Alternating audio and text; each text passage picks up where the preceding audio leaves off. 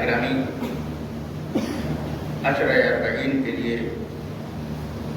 اس سال جس عنوان کو منتخب کیا ہے وہ ہے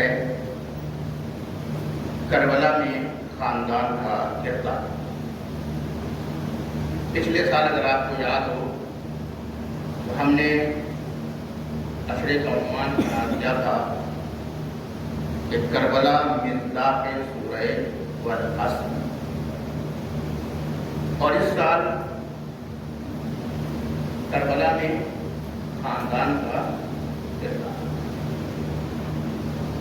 اور حقیقت یہ ہے کہ اس موضوع پر کم گفتگو کی جاتی ہے، جبکہ اگر آپ دیکھیں تو بنیادی طور پر آپ کو یہ بات نظر آئے گی کہ ابتدا سے لے کر کے انتہا تک امام حسین علیہ السلام کے ساتھ ہر مرحلے میں ان کا خاندان ان کے ساتھ رہا۔ لیکن کیونکہ آج یہ ابتدائی مجلس ہے اور عام طور سے میں ابتدائی مجلس میں کوشش یہ کرتا ہوں کہ ایک تبسل کی کیفیت پیدا ہو، کیونکہ یہ مجلسیں ہمارے لیے تبسل کا درجہ رکھتی ہیں۔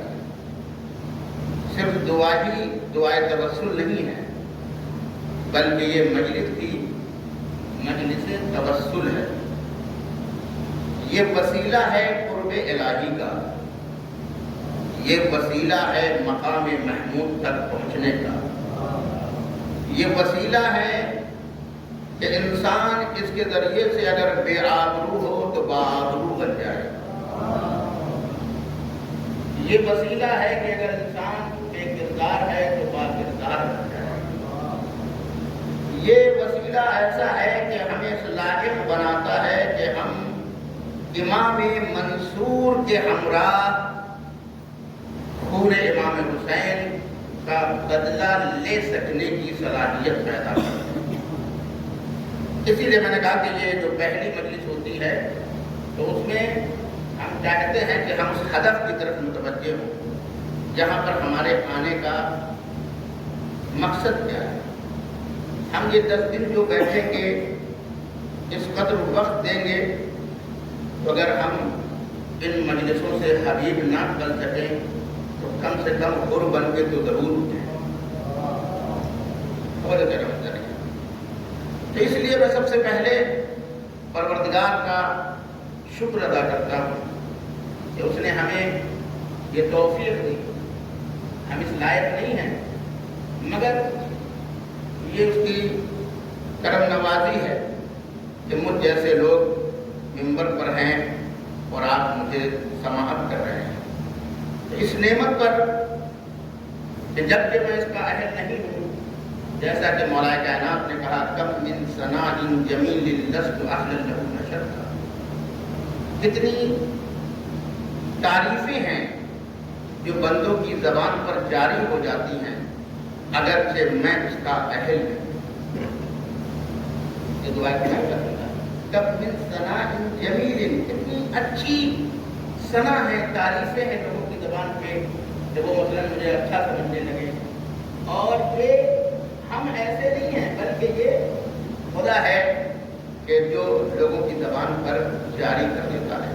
تو اس کا مطلب ہے کہ وہ نااہلوں کو بھی نواز دیتا ہے، وہ نااہلوں کو بھی نواز دیتا ہے۔ ہم آپ کے لیے تو نہیں کہہ سکتے ہیں، لیکن اپنے لیے تو یہ بات میں کہہ سکتا ہوں کہ نااہل ہوتے ہوئے بھی مجھے یہ موقع ملا ہے، یہ شرف ملا ہے۔ اب توفیق دینا بھی اسی کا کام ہے، اور اس توفیق سے ہم کما حقہ فائدہ اٹھائیں، اس کی بھی توفیق دینا اس کا کام ہے۔ تو انشاءاللہ کوشش کریے کہ ان مجلسوں کو ہم رسم نہ سمجھیں، ان مجلسوں کو ہم ایک عبادت سمجھیں۔ یہ مجلسیں ہمیں کیا دلاتی ہیں؟ یہ مجلسیں ہمارے مردہ دل کو زندگی عطا کر دیتی ہیں۔ یہ میں اپنی طرف سے نہیں کہہ رہا ہوں، ہمارے چھٹے امام امام جعفر صادق علیہ السلام من جلس مجلسا یحیی فیہ امرنا، جو ایسی مجلس میں بیٹھے جہاں ہمارے امر کو زندہ کیا جاتا ہو، جہاں ہماری ولایت کو زندہ کیا جاتا ہو، جہاں ہمارے پیغامات کو زندہ کیا جاتا ہو، تو ایمان کریں کہ ایسی مجلس میں بیٹھنا آگے باہر کھڑا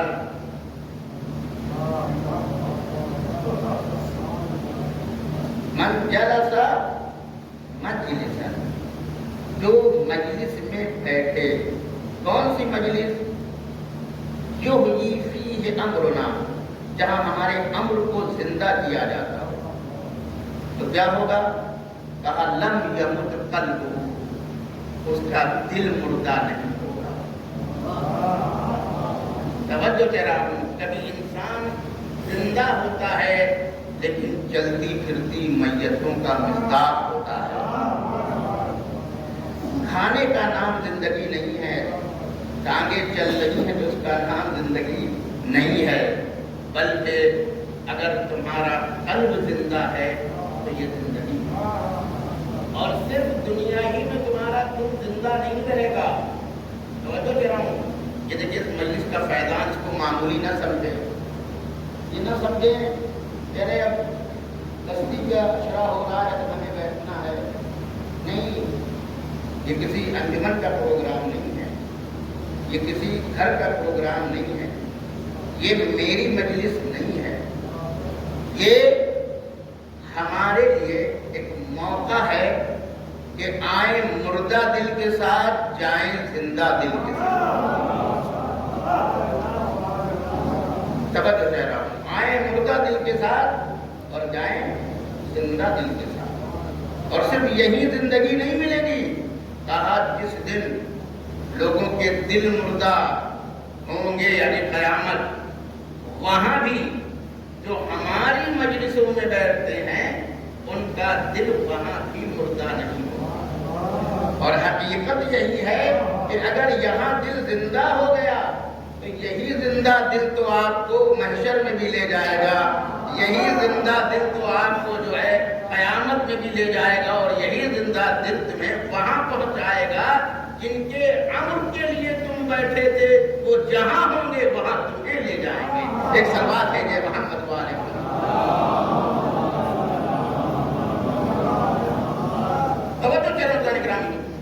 اور یہ فرش نہیں ہے، یہ فرش رزق ہے۔ یہاں رزق مادی بھی ملے گا اور رزق معنوی بھی ملے گا۔ توجہ کرا ہوں، یہاں رزق مادی بھی ملے گا اور یہاں رزق معنوی بھی ملے گا۔ اتنا ملے گا کہ زیارت عاشورہ پڑھیے کہ آپ کو اس ذکر سے، اس مجلس سے کیا مل سکتا ہے۔ اسی زیارت عاشورہ میں کم سے کم 10 بنیادی دعائیں ہیں جو ہم مانتے ہیں، 10 بنیادی جو ایسی دعائیں ہیں کہ ہم بالفعل ان دعاؤں کے اہل نہیں، لیکن ہمارے اندر صلاحیت ضرور ہے کہ ہم وہاں پہنچ سکتے ہیں۔ مثلا ایک دعا جو اسی زیارت عاشورہ میں آپ پڑھتے ہیں تو کیا ہے؟ اور امام حسین علیہ السلام آپ کو کہاں پہنچا سکتے ہیں؟ وسیلہ ہے نا۔ ہم کہتے ہیں اللہ ہم اجعلنی، پروردگار ہمیں قرار دے، عندک وجیہا، اپنے نزدیک آبرو والا۔ اللہم اجعلنی عندک وجیہا، پروردگار ہمیں قرار دے اپنے نزدیک، اپنے حضور میں کیا وجیہ قرار دے، آبرو مند قرار دے، مگر کس کے ذریعے سے؟ بالحسین علیہ السلام، امام حسین کے ذریعے سے، توجہ چہ رہا ہوں، تو آبرو مند قرار دینے والا خدا ہے مگر ذریعہ امام حسین ہے۔ اسی لیے یہ فرش آبرو ہے، یہ فرش آبرو ہے کہ ہم بے آبرو ہو کے آئیں اور حسین کے ذریعے سے وجیح بن جائیں۔ اور کہاں بنے؟ پھر دنیا والآخرہ، دنیا میں بھی وجیح بنے اور آخرت میں بھی وجیح بنے۔ کیوں؟ اس لیے کہ حسین سے بڑا وجیح تم کو ملنے والا نہیں ہے، جو جیسا ہوتا ہے ویسا ہی بنانے کی کوشش کرتا ہے۔ ذلیلوں سے وابستہ ہوگے تو ذلیل بنو گے، بے آبروؤں سے وابستہ ہوگے تو بے آبرو ہوگے، مگر اگر وجیح سے وابستہ ہوگے تو جیسے وہ صاحب عزت ہے وہ تمہیں بھی صاحب عزت ہے۔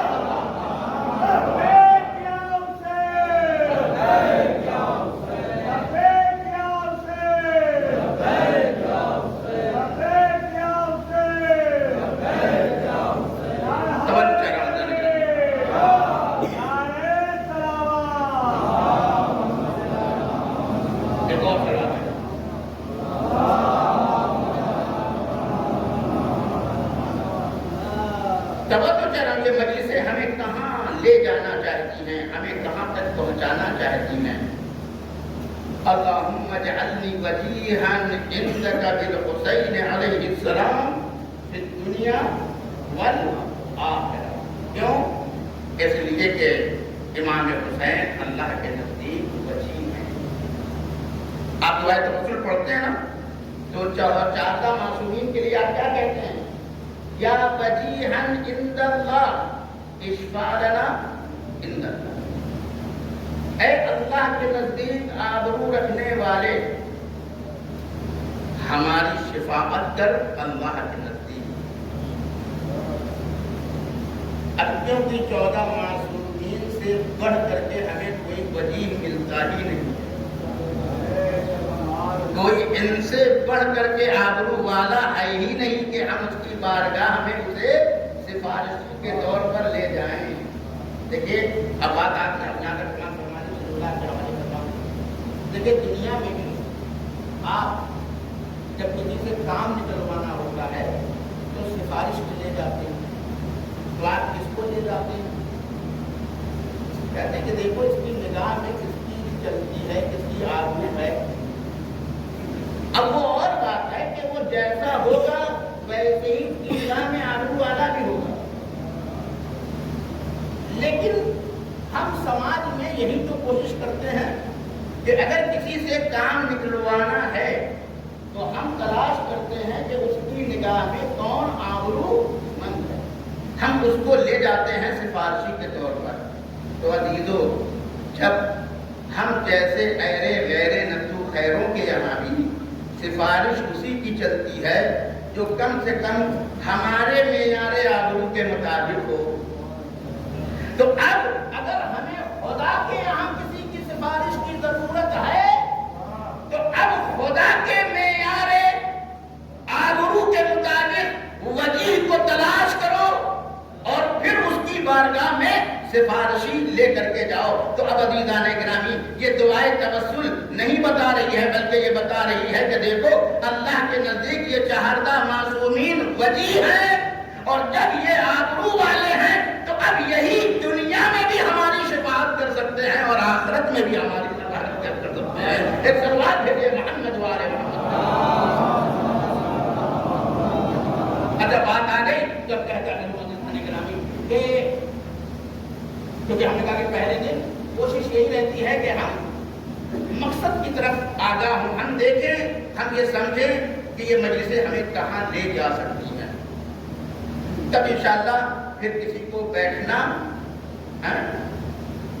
عیب نہیں لگے گا، سمجھے گا کہ ہمیں کچھ یہاں ملنا ہے، میری مجلس میں نہیں ملنا ہے، یہاں آنا، کیونکہ یہ میری مجلس نہیں ہے، یہ آقا حسین کی مجلس ہے، اور آقا حسین کی مجلس میں بیٹھ جانا ہی زندگی دلوں کی ہے، کہ دل کیا ہو جائے گا؟ زندہ، مردہ دل ہمارا زندہ۔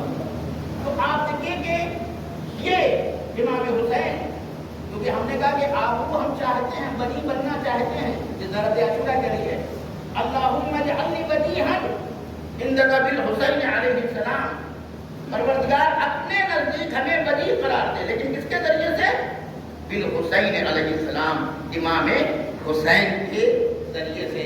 यानी दुआ ये भी बताना चाहती तो हो सकता है कि अगर तुम्हें ज़ाती तौर पर देखा जाए तो तुम वजी के लायक नहीं हो, मगर तुमने जो दामन थामा है बिल हुसैन, वो दामन ऐसा है कि जो तुम्हें आबरूमंद बना सकता है दुनिया में भी और आखिरत में भी। और अगर इसको समझना है तो खुद करबला में आके देखो, वो हुर जो हुसैन की तरफ नहीं आया था, जब तलक नहीं आया था बेआबरू था, लेकिन जैसे ही आ गया वजीहन बिल हुसैन, तो हुसैन के जरिए से दुनिया में भी वजी हो गया और आखिरत में भी। एक सरवा भेजे मोहम्मद वाले, वो दुनिया में भी वजी हो गया और आखिरत में भी वजी हो गया। बेआबरू हया था और बाआबरू बन गया। अब अगर आपने मेरी बात यहाँ समाप्त फरमानी, तो इसीलिए मैंने कहा कि ज़रत आशूरा को इस हवाले से भी आप देखिए कि वो आपको कहाँ पहुँचाना चाहती है। अभी दिन की मजलिस में जो बहुत ही बाबसीरत और बहुत ही फैज़ से भरी हुई मजलिस आपने समाप्त फरमाई, उसमें आपने वो जिक्र की समाप्त फरमाया कि मकाम महमूद का जो जिक्र किया हुआ है। तो साहिल ने क्या सवाल किया पैगंबर से कि आप कहाँ होंगे? तो उन्होंने कहा हम मकाम महमूद पर होंगे। तो उसने सवाल किया कि और हम, यानी गोया दिल में तमन्ना है कि अगर आप मकाम महमूद पर हैं तो मैं भी पहुंच जाऊं। यही तो है इसके अंदर, इसी तलब ही को तो दुआ कहते हैं, किसी चाहत ही का नाम तो दुआ है। तो वो क्या कहना चाहता है? वो यही तो कहना चाहता है कि फिर हम, तो पैगंबर ने कहा कि तो जिससे मोहब्बत करता है, तो मौलाना इशारा भी किया कि उन्होंने एक मेयार भी दे दिया, एक पैमाना भी आपके हवाले दिया कि इससे ये समझ लीजिएगा कि अब आपकी जैसी मोहब्बत होगी वैसे ही इत्तिसाल होगा मकाम महमूद पर। जैसी मोहब्बत होगी हमारी वैसे ही इत्तिसाल होगा पैगंबर और अइम्मा के साथ मकाम महमूद पर। अब तवज्जो दे रहा हूँ, इसका मतलब ये हुआ कि मकाम महमूद तक पहुँचना कोई आसान काम नहीं है। तो किसका मकाम है? पैगंबर का मकाम। तो हुआ ना, पूछा आप कहाँ होंगे? कहा हम मकाम महमूद पर होंगे। तो खुदा की कसम तवज्जो दे रहा हूँ, इस मजलिस हुसैन को आप मामूली न समझे, ये अहले बैत से वाबस्तगी को आप मामूली न समझे, इस मोहब्बत मोहम्मद और आले मोहम्मद को आप मामूली न समझे। इसलिए कि हम ज़ियारत आशूरा में एक दुआ और क्या करते हैं, अन युबल्लिगनी अल मकाम अल महमूद, कि परवरदिगार हमें मकाम महमूद तक पहुंचा दे। किसके जरिए से? ज़ियारत आशूरा के जरिए से, हुसैन की ज़ियारत के जरिए से। तो अब आपने देखा जो पैगंबर का मकाम महमूद है वो हुसैन की मोहब्बत के जरिए से, हुसैन के वसीले के जरिए से। सलवात भेजे मोहम्मद वाले, इस फर्श में इतनी ताकत है, इस जिक्र में इतनी ताकत है, इस फैल से वाबस्तगी में इतनी ताकत है कि आप वहां पहुंच सकते हैं जहां पैगंबर हैं, जहां अहले बैत हैं। और इसीलिए हमने कहा कि ज़ियारत आशूरा को इस दायरे से देखिए कि आप क्या मांग रहे हैं। छोटी मुंह और बड़ी बातें हैं, छोटी मुंह है और बड़ी बातें हैं। मगर अगर कितना कह रहा हूं, अगर ये मिल ना सकती होती तो फिर ज़ियारत आशूरा में तुमसे कहलवाया क्यों जा रहा है?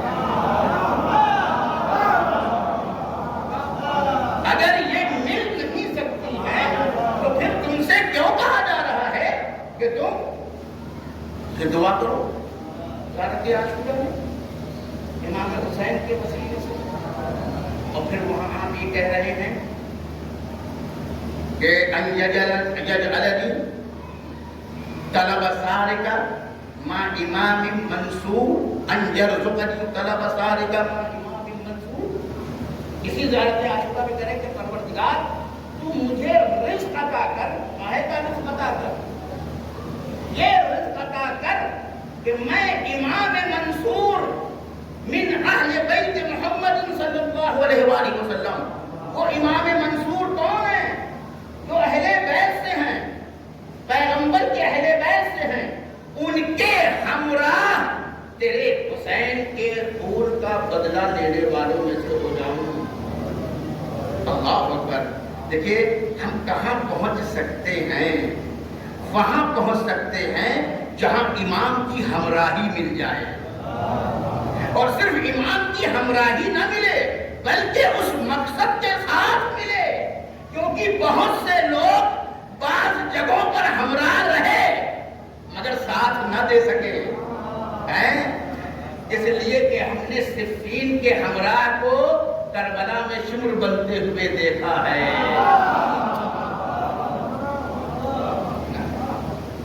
اس لیے ظاہر میں آ جانے کا مطلب ہمراہ ہونا نہیں ہے، مقصد کے ساتھ. طلب سارقہ مع امام منصور.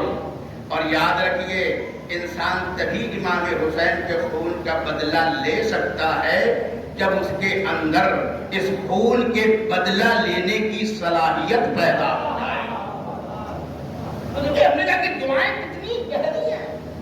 ہم کیا مانگ رہے ہیں اور جب مانگ رہے ہیں تو اس کا مطلب ہے کہ ہم وہاں پہنچ سکتے ہیں. اس لیے کہ اگر ہم پہنچ نہیں سکتے تو پھر یہ دعائیں بیکار ہیں. اب یہاں سے ہمیں پتہ چلتا ہے کہ ہمارے اندر کتنی صلاحیت ہے اور دعا ہماری صلاحیت کو بتاتی ہے. تو کرنا چاہ رہا ہوں دعا خدا کی قسم ہم کیا چاہتے ہیں اس سے ہماری شخصیت کا پتہ چلتا ہے. ہماری صلاحیت کا پتہ چلتا ہے. ہم کیسے ہیں اس کا پتہ چلتا ہے. جو ہر وقت کھانا چاہ رہا ہو تو اس کا مطلب ہے کہ اس کی چاہت بتا رہی ہے کہ یہ نباتات سے آگے بڑھا نہیں ہے. اگر اس کا تمام ہم و غم یہ ہے کہ اچھے سے اچھا لباس پہن جو ہیں تو سب سے اچھا لباس ریشم ہے جو ایک کیڑے کی لعاب دہن ہے. تو اس کا مطلب ہے کہ جو اچھے ڈریس کی تلاش ہی میں پوری زندگی گزارے دے رہا ہے اس کا مطلب ہے کہ ابھی حیوانیت سے آگے بڑھا نہیں ہے. جو قیمتی پتھروں کی تلاش میں ہے اس کا مطلب ہے کہ ابھی جماعت سے آگے نہیں بڑھا ہے. خدا کی قسم زیارت عاشورہ کی تمام دعائیں ہمیں کم سے کم اس دعا کے دوہرا دینے کا پہلا نتیجہ یہ ہوتا ہے کہ ہم اعلان کرتے ہیں کہ ہماری سوچ اور ہماری چاہتیں جمادات سے اوپر ہیں، نباتات سے اوپر ہیں، حیوانیت سے اوپر ہیں.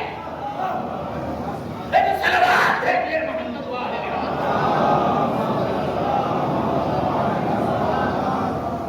یہ ہمارے استاد آیت اللہ جوادی عامری صاحب کا فرمان ہے جو میں آپ کی خدمت میں بیان کر رہا ہوں کہ انسان کی چاہتوں سے اس کی شخصیت ناپی جا سکتی ہے کہ وہ کیا چاہ رہا ہے. توجہ چہرام کو کیا چاہ رہا ہے تو اس کی چاہتیں بتا دیں گی کہ وہ بھی کس سرحد تک پہنچا ہے. اور اب اگر کوئی مقام محمود کی چاہت رکھتا ہے تو اس کا مطلب ہے کہ اس نے مادیت کو طے کر لیا ہے، مادیت کو پیچھے چھوڑ دیا ہے اور اس نے مانویت کا سفر شروع کیا ہے. اور اس کی نگاہ بھی کسی نچلی سطح پر نہیں ہے، مقام محمود پر ہے. ایک صلوات بھیجیے محمد والے محمد.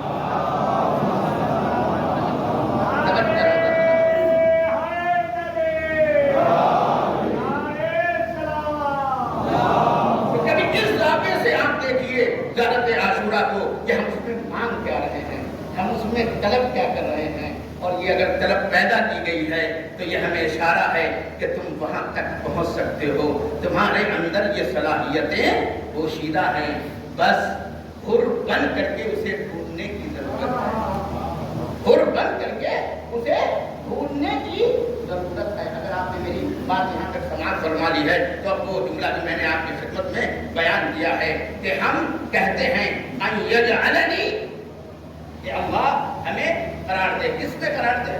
وجیہن، عندک وجیہن بالحسین علیہ السلام، ہم کو وجیہ قرار دے۔ کس کے ذریعے سے آبرومند قرار دے؟ بالحسین، امام حسین کے ذریعے سے، کہاں؟ دنیا میں بھی اور آخرت۔ دیکھیے میں جملہ کے حوالے کر رہا ہوں، دیکھیے ایک چیز ہوتی ہے بالقوہ اور ایک ہے بالفعل۔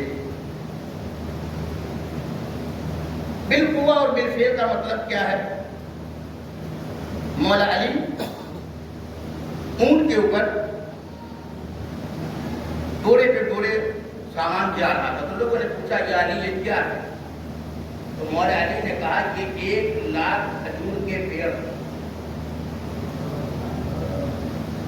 وہ پیڑ نہیں تھے، وہ بیج تھے، مگر بیج ہی میں پیڑ ہونے کی صلاحیت ہے۔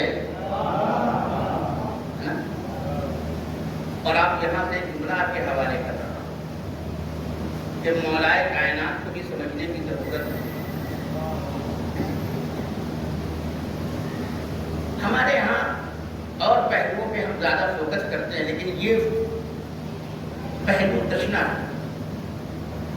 لیکن وفات نبی کے بعد انہوں نے جو سورس آف انکم ہے وہ اہل بیت سے چھین لی۔ صرف صدقے ہی نہیں، صرف صدقے ہی نہیں، انہوں نے تمام سورس آف انکم کو کیا ہے لے لیا، اس پر قبضہ کر لیا۔ لیکن وہ اس چیز کو بھول گئے کہ جو امام بنایا جاتا ہے اس کے اندر جب سب چیز بظاہر چھن جاتی ہو تب بھی اس کے اندر اللہ نے یہ صلاحیت پیدا کی ہے کہ وہ جیسے وہ عدم سے وجود بخش دیتا ہے ویسے ہی وہ بھی کیا کرتا ہے کہ جو مال نہیں ہے وہ اسے مال میں تبدیل کر دیتا ہے، وہ قوت کو فعل میں لے آتا ہے۔ تو دیکھیے بچوں کو سمجھانے کے لیے بڑوں کو تو جب کہتے ہیں وہ اس لیے تناؤ سے بات نہیں کرتے۔ ہمارے یہاں فلسفے میں ایک اصطلاح بولی جاتی ہے بالقوہ اور ایک ہے بالفعل۔ تو یہ بیج ابھی پیڑ ہے نہیں ہے، اور ایک درخت آپ نے باہر کھڑا ہوا دیکھا تو وہ درخت ہے بالفعل، یعنی باہری دنیا میں وہ پیڑ، وہ بیج پیڑ میں کیا ہو گیا ہے؟ تبدیل ہو گیا ہے۔ لیکن یہ بیج کیا کہلاتا ہے؟ کہتے ہیں یہ درخت ہے بالقوہ۔ جیسے مولا علی نے کہا کہ میں 1,00,000 کھجور کے پیڑ لے جا رہا ہوں، تو وہ پیڑ نہیں تھے، وہ بیج تھے، مگر یقین تو دیکھیے، خدا کی قسم یقین تو دیکھیے کہ امام کتنے یقین کے ساتھ کہہ رہے ہیں کہ میں 1,00,000 پیڑ لے کر کے جا رہا ہوں۔ یہی وجہ کہ یہ لوگ کہہ دیتے ہیں کہ علی بعد وفات نبی خاموش بیٹھے رہے، نہیں، وہ خاموش نہیں بیٹھے رہے بلکہ انہوں نے خاموشی کے ساتھ وہ تمام کام کیے جو خطبوں کے ذریعے کرتے تھے، وہ تمام کام انہوں نے کیے جو ذوالفقار کے ذریعے سے کرتے تھے۔ آپ جانتے ہیں کہ مولا کائنات نے اسی 25 سال میں اتنی پراپرٹی اپنے قوت بازو سے بنائی کہ 1,00,000 پیڑ کا سمجھ گئے نا، 1,00,000 پیڑ کا باغ لگایا، مولا نے نہیں لگایا، یہ ایک باغ ہے، اس کے علاوہ نہ جانے کتنے کنویں، کتنے چشمے۔ اسی لیے جملہ کہہ رہا ہوں، مولا کائنات نے اسی 25 سال کے دور میں، یاد رکھیے، احقاق حق کرنا اور ہے، مگر اہل بیت یہ کہہ کر کے صرف روتے نہیں رہے کہ ہمارا فدق چھن گیا، تم چھین لو، ہماری محنتوں سے فدق بنتے رہیں گے۔ اسی لیے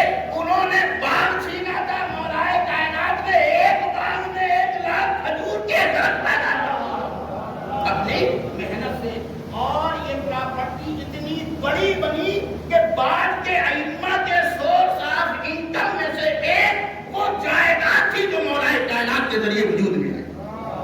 اور یہ امام نے بتا دیا کہ پالیسی کا مطلب صرف رونا نہیں ہوتا ہے، دشمن کے مقصد کو اپنے عمل کے ذریعے سے پامال کر دو. وہ بال چھینتا رہے تو تم بال بناتے چلے جاؤ، وہ دولت چھینتا جائے تو تم دولت بناتے.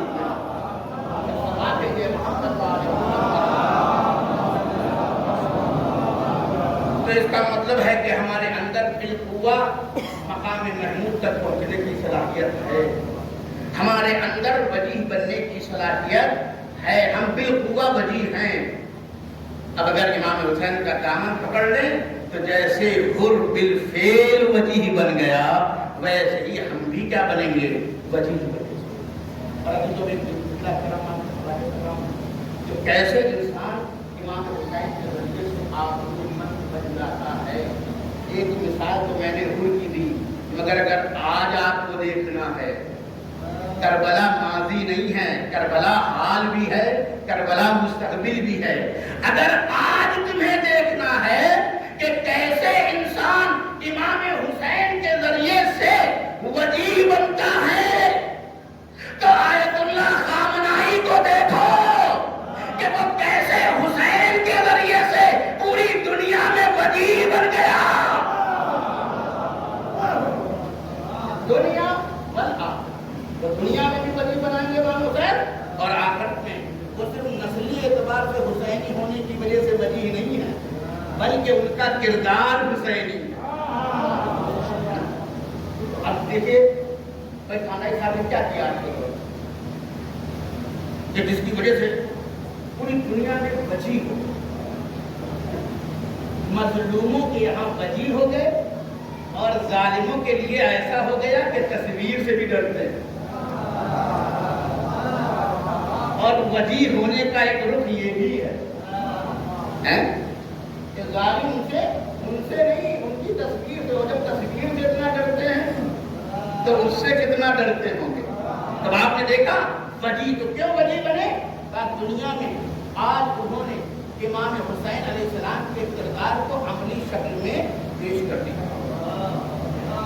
اس کا نتیجہ کیا ہوا؟ پوری دنیا میں وجیح ہے، خدا کی قسم دنیا میں وجیح ہے. ہر مذہب کے انسانوں کی نگاہ میں وہ وجیح ہو گئے. کل تک جو ہمیں رافضی کہتے تھے انہیں یہ رافضی اچھا لگ رہا ہے.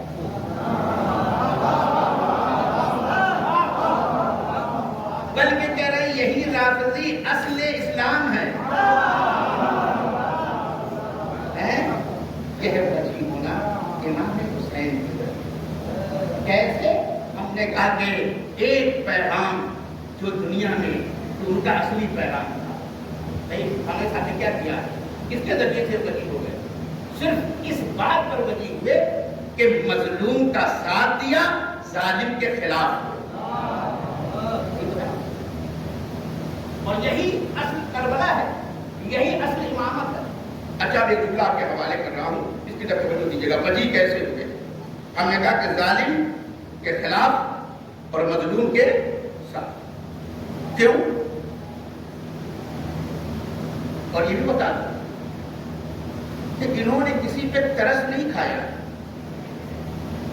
نہ کسی پہ ہم احسان کر رہے ہیں، بلکہ خامنائی صاحب نے ظالم کے خلاف آواز اٹھا کر کے اور مظلوم کا ساتھ دے کر کے 100 سال کے بعد صرف یہ بات بتائی ہے کہ کسی کے باپ کی وصیت نہیں ہے. ہم فلسطین کا ساتھ نہیں دے رہے ہیں، اپنے باپ علی اور اپنے باپ حسین کی وصیت پر عمل کر رہے ہیں. ہم اپنے باپ حسین کی وصیت پر کیا کر رہے ہیں؟ عمل کر رہے ہیں. امام حسین کے ساتھ وجیح ہونے کا مطلب یہ ہے. وہ کیا ہے؟ جب مولا کائنات کی دنیا سے جانے لگے ہیں تو یہ نبی بلاغہ میں ہے، آپ نے فرمایا امام حسین، اور پھر آگے یہ پیغام ہماری نسل تک جہاں تک پہنچے، اس کے بعد ہمارے چاہنے والوں تک جہاں تک پہنچے، یہ پیغام جہاں تک پہنچے تم کو میری وصیت. کیا وصیت ہے؟ پورا للظالم خصما وللمظلوم اولا. ظالم کے خلاف رہنا، مظلوم کے ساتھ رہنا. میں توجہ چاہ رہا ہوں. کسی کے باپ نے یہ وصیت کی؟ جن کا دامن ظلم سے بھرا ہو وہ وصیت کیا کریں گے؟ وصیت وہی کر سکتا ہے جس کا دامن ظلم سے پاک ہو۔ اور ایک اور بات کیا ہے، مولا کائنات نے یہ وصیت نہیں بلکہ یہ بتایا کہ دیکھو شرط امامت ہی یہی ہے کہ جہاں ظلم ہوتا ہے وہاں امامت پہنچتی ہی نہیں ہے۔ جناب ابراہیم کو جب امامت ملی انہوں نے کہا ہماری اولاد کو ملے گی؟ اللہ ینالو عہد الظالمین، ہمارا جو عہدہ ظالمین کو نہیں ملے گا۔ سمجھ میں آیا؟ تو جب ظالمین کو نہیں ملے گا اس کا مطلب یہ ہوا کہ امامت کی شرط ہی یہ ہے کہ جو ظالم نہ ہو وہ امام بنایا جاتا ہے۔ تب عزیز جملہ کہہ رہا ہوں، اسی لیے علی نے بھی یہی وصیت کی، آقا حسین نے بھی یہی وصیت کی، امام زین العابدین نے بھی یہی وصیت کی، اور ہمارے دوسرے ائمہ نے بھی یہی وصیت کی کہ ظالم کا ساتھ نہ دینا۔ یہ وصیت نہیں کر رہے ہیں، اپنی شرط امامت کو بیان کر رہے ہیں، اپنے شرط امامت کو بیان کر رہے ہیں۔ اب اگر آپ نے میری بات یہاں تک سماعت فرمائی ہے تو دوسرا آپ کے حوالے کر رہا ہوں، امام باقر علیہ السلام بیان کر رہا ہوں۔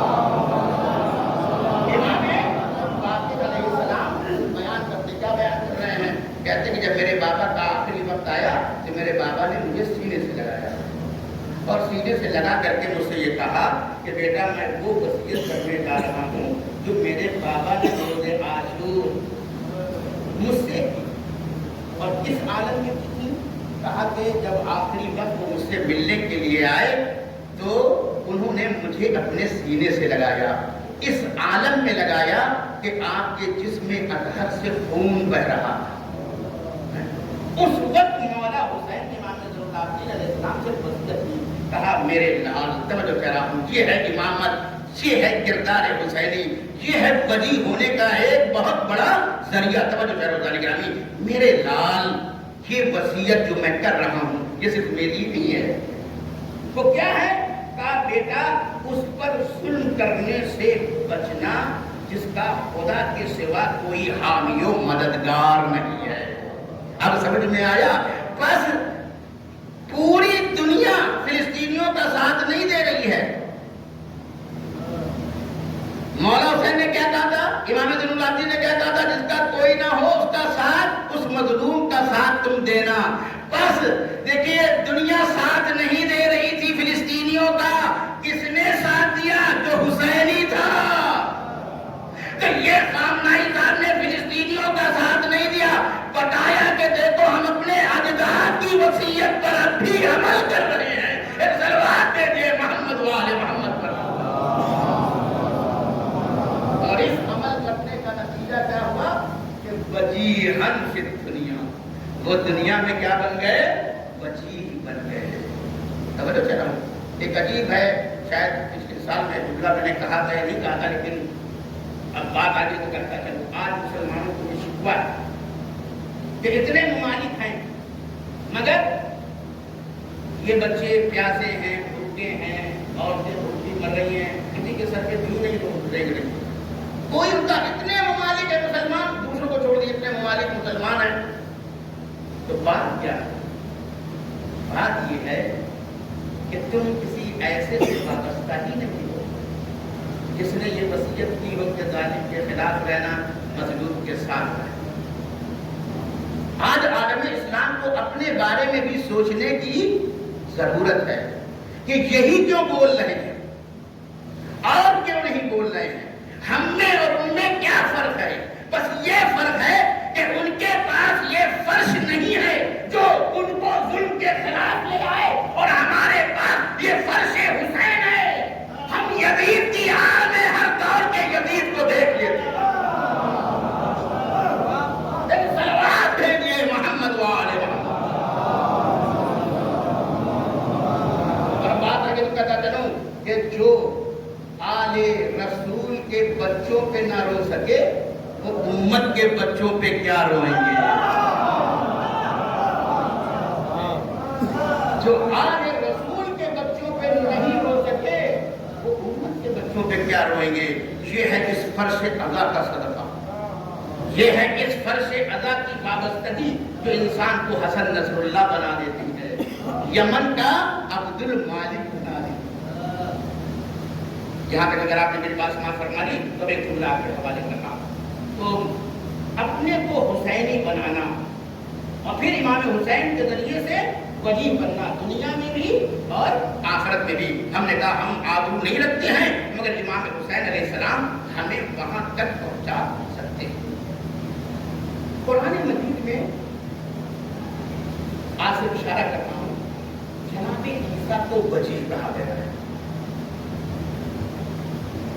جناب موسیٰ کو وجیح کہا گیا۔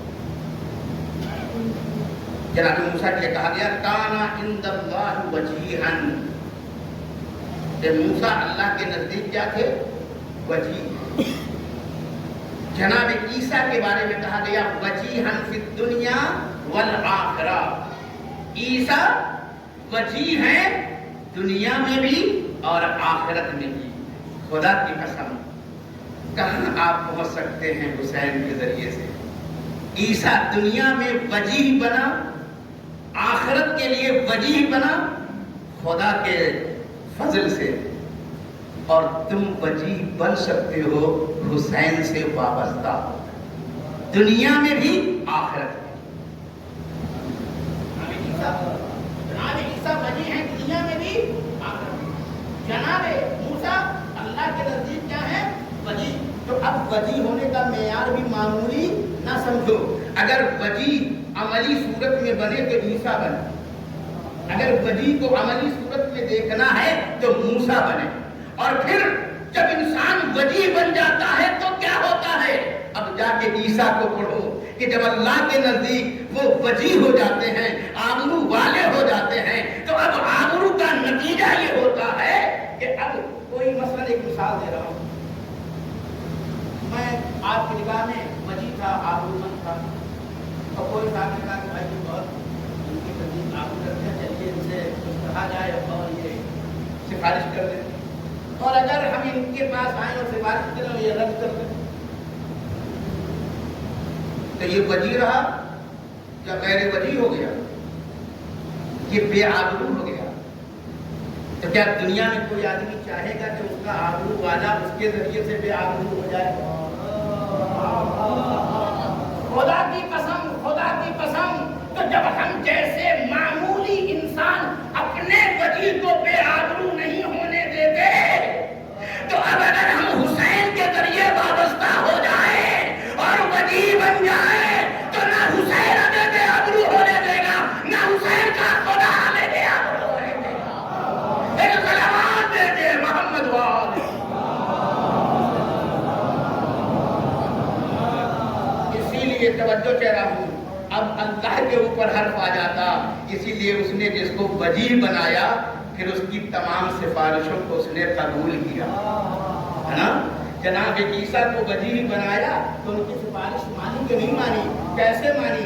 لوگ آتے تھے اندھے، کہتے تھے عیسیٰ آنکھ نہیں ہے، کہتے تھے اچھا ہوا کہ تم وجیح کے پاس آئے ہو، مگر میں دنیا والا وجیح نہیں ہوں، اس کا بنایا ہوا وجیح ہوں، آئے ہو میرے پاس، آنکھ نہیں ہے اب آنکھ لے کے جاؤ، اندھے ہو روشنی نہیں ہو تو روشنی لے کے جاؤ گے۔ سمجھ میں آ گیا؟ تو وجیح وہ ہوتا ہے کہ اگر کوئی سفارشی آ جائے تو پھر رد نہ ہو، آئے سمجھ کر ہوں، وہ رد نہیں کرتا ہے، کیونکہ اگر اب رد ہو جائے تو اب یہی بے آبرو نہیں ہوگا، اس کے اوپر بھی حرف آئے گا۔ توجہ کر رہا ہوں، اس لیے جا کے قرآن پڑھیے، یہ حدیث کی بات نہیں کر رہا ہوں۔ عیسیٰ وجیح تھے، کیا کام تھا؟ کہا کہ مردے کو بإذن اللہ زندہ کر دیتے، مردے کو بإذن اللہ زندہ کر دیتے تھے۔ تو جب عیسیٰ وجیح ہو کر کے مردے کو زندہ کر دے اور جو دعائے توسل میں یا وجیح عند اللہ ہو، اگر وہ ٹھوکر سے مردے کو زندہ کر دے تو تعجب کی کیا بات ہے؟ سلامات بھیجے محمد وآل محمد۔ اب انسان روضے حسین پر آئے، آنکھ نہ ہو اور آنکھ مل جائے تو تعجب کی کیا بات ہے؟ بیمار آئے اور شفا مل جائے تو تعجب کی کیا بات ہے؟ کیونکہ وجیح کو قرآن نے پیش کر دیا ہے کہ وجیح کتنا صاحب اختیار ہوتا ہے۔ خدا کی قسم جو اتنا صاحب اختیار ہو، اب زیارت عاشور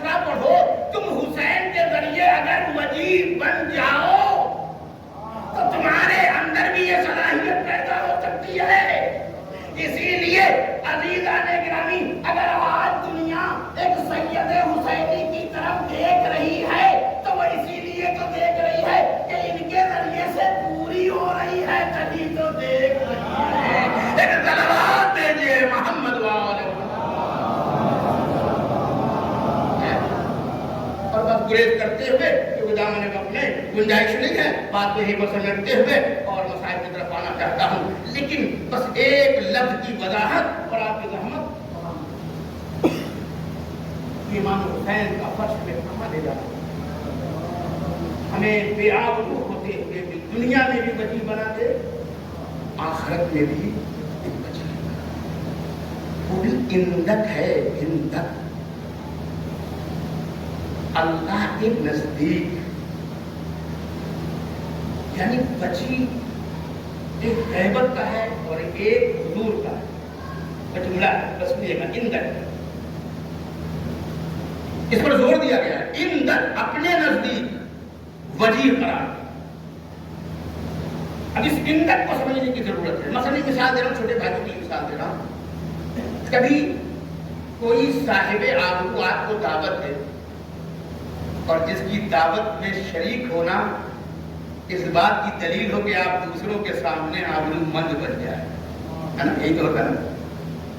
انسان کسی صاحب آبرو کے یہاں مہمان بن جاتا ہے کہ لوگوں سے بتاتا پھرتا ہے کہ ویسے سب کے معیار آبرو الگ الگ ہے، توجہ کہہ رہا ہوں، لیکن معیار سب کے الگ الگ ہے، مگر یہ طلب خود بتا رہی ہے کہ مصداق میں جو خطا ہوتی ہے تو کوئی حقیقی مصداق ہے۔ تو بہرحال میں ادھر نہیں جانا چاہتا ہوں۔ اب مثلا انہوں نے آپ کو دعوت دی، آپ ان کے گھر پہ چلے گئے، بہت اچھا انتظام ہے دعوت کا، نوکر چاکر سب لگے ہوئے ہیں، ان کے رشتے دار وغیرہ سب بھی آپ کے لیے آؤ مدد کر رہے ہیں، مگر جنہوں نے بلایا تھا وہ نہیں آئے، خدا کی قسم بڑے خوش تھے کہ انہوں نے بلایا، مگر وہاں پہنچے تو وہی نہیں۔ بھائی تو اس کا مطلب یہ ہوا کہ دعوت ہے مگر غیبت کی ہے، وہ اصلی غائب ہے، وہ اصلی بلانے والا غائب ہے۔ دعوت تو ہوئی، اس کے رشتے داروں نے، گھر والوں نے بہت اچھی ضیافت کی، کہا یاد رکھو ہم زیارت عاشورہ میں غیبت والی آبرو نہیں چاہتے، اندک حضور والی، پروردگار تو حاضر ہے اور ہمیں وہ آبرو چاہیے کہ تو حاضر رہے اور آبرو مت رکھو۔ یہ ہے وہ اصل مدعا جو اس دعا کے اندر پوشیدہ ہے، خدا کی قسم۔ اور یہی وہ معرفت ہے، یہی وہ بات ہے کہ جب جناب آسیہ نے دعا تو انہوں نے یہی دعا، گریز کرتے ہوئے جا رہا ہوں، وَابْنِ لِي، میرے لیے بنا، عندک بیتن، اپنے نزدیک بیت، فی الجنت، گھر۔ جناب آسیہ تو فرعون کی زوجہ ہے، فرعون کی زوجہ، مگر اس مقام پر پہنچی کہ انہوں نے جناب موسیٰ کو بچایا، انہوں نے جناب موسیٰ کی پرورش کی، کتنی بفضیلت خاتون ہے، لیکن جب فرعون کے اوپر ان کی حقیقت کھلی تو اس نے ان کو سخت ترین سزا دینے کی کوشش کی، اور دی، بہت بے دردی سے ماری گئی جناب آسیہ۔ تو جس وقت ان کو فرعون نے شدید ترین شکنجوں کے ساتھ شہید کیا، اس وقت اس خاتون نے یہ دعا کہ پروردگار میرے لیے جنت میں گھر بنا، مگر اندک تیرے نزدیک تیرے حضور والا گھر چاہیے۔ توجہ چلا کتنی بامرفت ہے، یہاں بھی ہم نے کہا اندکا وجیہن، توجہ چلا ہوں، اس اندکا کو سمجھا رہا ہوں جو زیارت عاشورہ میں ہے، یعنی جو اندکا کا لفظ آپ یہاں استعمال کر رہے ہیں وہ آسیہ نے وہاں استعمال کیا کہ پروردگار ہمیں غیبت والا گھر نہیں چاہیے، ہمیں وہ گھر چاہیے جہاں میں تیرے حضور میں رہوں، میں اندک تیرے نزدیک وہ گھر بنا، توجہ کر رہا ہوں۔ اور اس کے بعد ایک اور دعا مانگی انہوں نے، کہا کہ تمہیں بچا، کس سے بچا؟ فرعون سے بچا، उसके अमल से बचा। भाई आखिरी बात, मुझे बचा फिरौन से और उसके अमल से। कुरान का तबर्राई मेयार बता रहा। हम लोग क्या कहते हैं, यकीन से बचा और अमल सारे यकीन। वजह तो लग रहा है, ये बहुत बड़ी बात मैं करने जा रहा हूँ। लेकिन ये है जनाब आसिया, ये है जनाब आसिया, ये नहीं कही कि मुझे फिरौन से बचा, कहा नहीं, फिरौन से बचा और उसके अमल से। इसलिए कि नाम की वजह से ये फिरौन नहीं हुआ है, अपने अमल की वजह से ये फिरौन हुआ है। तवज्जो तेरा मोतीज़ाने गिरामी, तो कितनी बार मार्फत है। आज हमारे यहाँ गलती यही हुई कि हमने नाम से लानत को जोड़ दिया, जबकि नाम पर लानत इसलिए पहुंची थी कि अमल उसका वैसा था। वरना असहाब अइम्मा में न जाने कितने यजीद नाम के मौजूद हैं, है ना? आइए आप, मैं तो फिर पढ़ाता हूँ, कितने असहाब अइम्मा में नाम है यजीद। शोहदाए करबला में भी है यजीद नाम के। तो नाम से, इसलिए कि हमारे यहाँ नाम का मामला नहीं है, काम का मामला है। तवज्जो दे रहा हूं, ये शैतान ने बड़ी चालाकी से ये किया कि उसने तबर्रा को नाम पे लगा दिया। इसीलिए हम नाम पर तबर्रा करते हैं, लेकिन जिसका तबर्रा करते हैं सारा काम उसी का करते हैं। पर तवज्जो दे रहा हूं, अगर फलां ग़स्ब फ़िदरत की वजह से लानती है तो सिर्फ उसके ऊपर लानत भेज देने से काम नहीं चलेगा। अब अगर फिदरत पर ग़स्ब करने की वजह से वो लानती है, तो अब तुम भी अपने आप को ग़स्ब जागीर इमाम से बचाओ, ग़स्ब जागीर फातिमा से बचाओ, तब तो तुम उस नाम पर नाम ले करके कर सकते हो। इसलिए कि उस पर नाम की वजह से नहीं था, उसके अमल की वजह से था। यही मेयार जनाब आसिया दे के जा रही है कि मैं फिरौन के नाम से नहीं बल्कि उसके अमल से बता के रखना मुझे, वरना अमल जैसे उसको फिरौन बना सकता है वैसे ही हमें भी बना सकता है। एक सलवात भेजिए मोहम्मद वाले बात तो मैंने अभी खत्म कर दिया। ये है, मैंने कहा कि आज उनकी पहली तारीफ थी तो हम चाहते थे एक अंदीसा होता। ये रस्म नहीं है, खुदा की कसम, ये रस्म नहीं है। इमाम हुसैन ने जो कुर्बानी की थी वो हमें यहाँ तक पहुँचाने के लिए। तुम बेआबरू हो मगर मैं तुम्हें वजी बना सकता हूँ। इस वजी बनाने के लिए मैंने अकबर को दिया है, मैंने असगर को दिया है, मैंने कासिम को दिया है, मैंने औनो मोहम्मद को दिया है। इतनी बड़ी कुर्बानी है जो आका हुसैन ने दिया है और उसके वजह से आज हम क्या बन रहे हैं, वजीर बन रहे हैं, दुनिया में भी और आखिरत में भी। अगर आपने मेरी बात यहाँ तक समाप्त फरमा ली है तो हुर का मैंने जिक्र किया था, आज मसाइब भी मैं हुरी के पढ़ देता हूँ कि कैसे एक इंसान जो करबला में रोज़े शब आशूर तक वजी न था, बेआबरू था और क़यामत तक के लिए बेआबरू हो जाता, मगर जब उसने आका हुसैन का दामन थामा तो वजीहन बिल हुसैन फिर दुनिया वल आखिरा का मिस्ताब हो गया। अगर आपने मेरी बात यहाँ तक समाप्त फरमा लिया थी तो कभी आपने सोचा कि हुर शब आशूर जब इमाम हुसैन के ख़याम से बच्चों के रोने की आवाज़ आ रही थी, अल आताश हाय प्यास हमें मारे डालती है, तो हुर रात के सन्नाटे में टहलने लगा, बेकरार होकर के, परेशान होकर के, निदामत से पशेमानी के साथ वो टहलता था और टहलता जाता था। और ये बच्चे प्यासे हैं तेरी वजह से, ये बच्चे प्यासे हैं तेरी वजह से। अजीज़ो जुमला कहना चाहता हूँ, अभी ये हुसैनी नहीं बना है, अभी ये लश्करे यजीद में है, मगर बच्चों की हाय प्यास की सदा बर्दाश्त नहीं कर पा रहा है। सोचो جب یہ یزیدی ہوتے ہوئے بچوں کی ہائے پیاس برداشت نہیں کر رہا ہے تو کبھی سوچا آپ نے کہ جب سکینہ کہتی تھی ہائے پیاس تو زینب کیسے برداشت کرتی تھی، آقا حسین کیسے برداشت کرتے تھے، جناب رباط کیسے برداشت کرتی تھی؟ یہی وہ منزل ہے، سب ترین منزل ہے عزیزان گرامی۔ آج دن میں بھی مولانا نے پیاس کی طرف اشارہ کیا ہے، مصائب پر پیاس کے مصائب کی طرف اشارہ کیا ہے عزیزان گرامی۔ اسی چیز کو میں بھی آگے بڑھانا چاہتا ہوں کہ آپ سوچئے یزید لشکر حر میں ہے مگر بچوں کی صدائے العطش کو برداشت نہیں کر پایا۔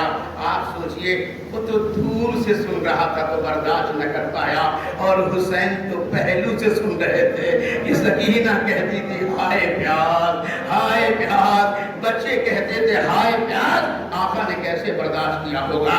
یہی وجہ ہے عزیزو، کبھی آپ نے سوچا کہ جب یہ حر آیا ہے اپنے بیٹے کے ساتھ، اپنے غلام کے ساتھ، اپنے بھائی کے ساتھ آیا، اور آنے کے بعد وہی کہہ رہا ہوں، آنے کے بعد جب یہ آیا ہے کہ پشیمان ہے، نادم ہے، مگر اس کی پشیمانی حقیقی ہے۔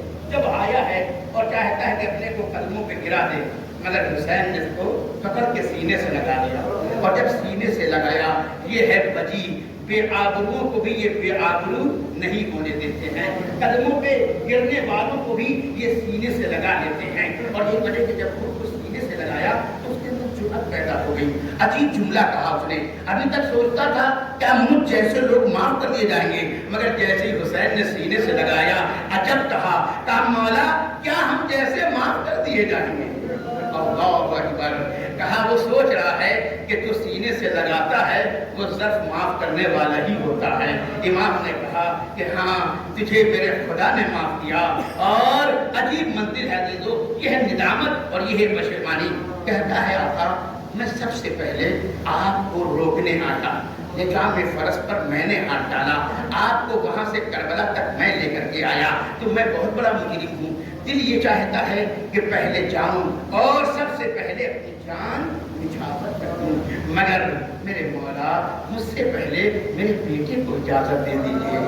عجیب، میں اس کو کبھی کبھی سوچنے لگا کہ یہ کیا بات کر رہا ہے، کبھی کہہ رہا ہے کہ پہلے میں آیا تھا تو مجھے جانا چاہیے، پھر کہتا ہے کہ نہیں میں مجھ سے پہلے میرے بیٹے کو جانے دیا جائے۔ میں یہ سمجھتا ہوں کہ اس کی ایک دوسری نفسیات بھی ہے، وہ سوچ رہا ہے کہ مجھے سکینہ کی ہائے پیاس نے اتنا تڑپایا، تو جب سکینہ ہائے پیاس کہتی ہوگی تو حسین کتنے تڑپتے ہوں گے۔ اب سکینہ کے تڑپنے کا کفارہ یہ ہے کہ میرا بیٹا جائے، زخموں سے چور ہو کر کے گرے، مجھے بلائے، وہ تڑپے میں دیکھوں، اور جب میں اپنے بچے کو تڑپتا ہوا دیکھوں تو یہ اس کا تڑپنا سکینہ کے تڑپنے کا کفارہ، علی اصغر کے تڑپنے کا کفارہ، ان ننھے بچوں کے تڑپنے کا کفارہ، یہ ہے اس کی نفسیات، اور یہ ہے اس کی حقیقی توبہ کہ میرے مولا مجھ سے پہلے میرے بچے کو جانے دیجئے۔ یہ تو فرزند زہرا ہے، یہ تو کریم ابن کریم ہے۔ اے حر، جو تو سوچ رہا ہے وہ یہاں ہو نہیں سکتا، تو جو سوچ رہا ہے وہ یہاں ہو نہیں سکتا۔ وہ یہی تو چاہتا تھا بچہ زخمی ہو کر کے گرے، تڑپے، وہ جا کے دیکھے، اور پھر سکینہ کے تڑپنے کا کفارہ ہو۔ اجازت تو مل گئی، وہ گیا بھی، زخموں سے چور بھی ہوا، اور زخموں سے چور ہو کر کے زمین کربلا پہ گرا، اور پھر آواز دی میرے بابا سلام آخر قبول کیجئے اور میری مدد کو آئیے۔ سوچئے ایک زخمی بیٹا، اللہ اکبر، ذرا سا کانٹا اگر آپ کے بچے کے ہاتھ میں چبھ جائے تو آپ بے قرار ہو جاتے ہیں، نہیں ہو جاتے ہیں۔ زخمی بیٹے نے حر کو پکارا ہے، کہتے حر دو چیز کا ماہر تھا، ایک ماہر گھڑ سوار تھا، ایک ماہر تیر انداز تھا، عام حالات میں بھی گھوڑا بہت تیزی سے دوڑاتا تھا، اب تو اس کے بچے نے مدد کے لیے پکارا ہے، کتنی تیزی سے وہ گھوڑا دوڑا کے گیا، مگر اس کی حیرت کی انتہا نہ رہی کہ اس سے پہلے آقا حسین اس کے بچے کے سرانے پہنچے ہوئے ہیں، اور کیا دیکھتا ہے اس کے بیٹے کا سر حسین کے زانوں پر ہے۔ حسین نے دیکھا حر بڑی تیزی سے آ رہا ہے، روکا، حر وہیں رک جاؤ، تم بوڑھے ہو، یہ جوان ہے، میں سکینہ کے بھی تڑپنے کو برداشت کر سکتا ہوں، میں علی اصغر کے بھی تڑپنے کو برداشت کر سکتا ہوں، میں اکبر کے بھی تڑپنے کو برداشت کر سکتا ہوں، اور میں تیرے بیٹے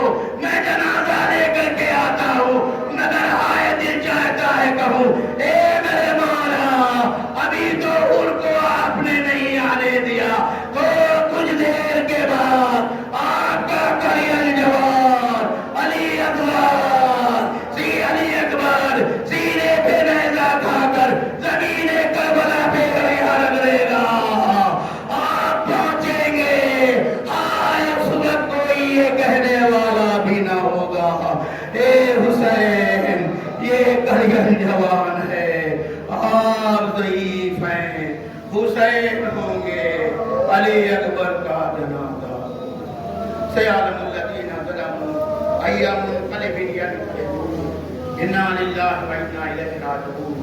رضن تقضائی و ضائع جو پریشان والے کو پریشانی دور، جو بیمار ہیں ان کو شفائے کامگاری ہے، جو بے روزگار ان کو عطا فرما، جو ہم سب کو اعمال صالحات کی توفیق عطا فرما، ہم سب کو برائیوں سے بچنے کی توفیق عطا فرما۔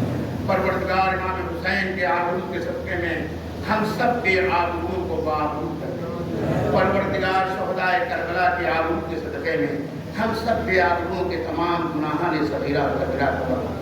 پروردگار اس مجلس کے ثواب میں ہمارے والدین، بھائی، رشتہ دار، عزیز و اقارب، تمام مومنین مومنات، سامعین کے تمام مرحومین، حقیر کے تمام مرحومین، خاص طور سے وہ لوگ کہ جن کا کوئی وارث نہیں ہے، پروردگار ہم تمام مرحومین کی طرف سے تیری بارگاہ میں دعاگو ہیں آقا حسین کے وسیلے سے کہ ان سب کو اس مجلس کے ثواب میں شریک کریں۔ جو جن لوگوں نے عشرہ قائم کیا، جنہوں نے اس میں شرکت کی، آج ہمارے درمیان نہیں ہیں، پروردگار انجمن کے ان تمام مرحومین کو، شرکا کے ان تمام مرحومین کو، ان خطبہ کو جو یہاں پر آئے اور انہوں نے خطاب کیا اور آج نہیں ہے، پروردگار سب کو اس مجلس کے ثواب میں شریک کریں۔ پروردگار ہمارے تمام مرحومین کے گناہان صغیرہ و کبیرہ کو بخش، ہمارے مرحومین کو ہم سے راضی فرما، ہمیں ان کی دعاؤں میں شامل فرما، ہمارے مرحومین کو ہر قسم کے عذاب، خصوصاً عذاب قبر، عذاب برزخ، عذاب نار سے محفوظ فرما۔ محمد و آل محمد کی شفاعت نصیب فرما۔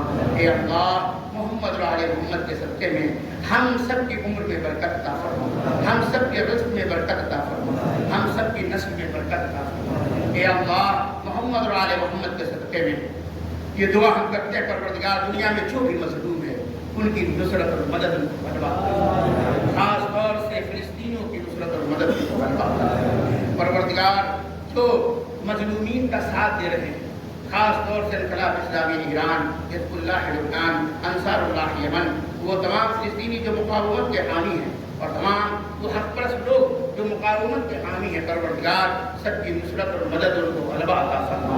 پروردگار ان کو دشمنوں کے شر سے محفوظ فرما، ان کو دشمنوں کے تمام شر پر غلبہ عطا فرما، وارث فاطمہ کے ظہور میں تعلیل فرما، ہمیں اور ہماری ذریت کو اس لائق بنا دے کہ ہم ان کے آباد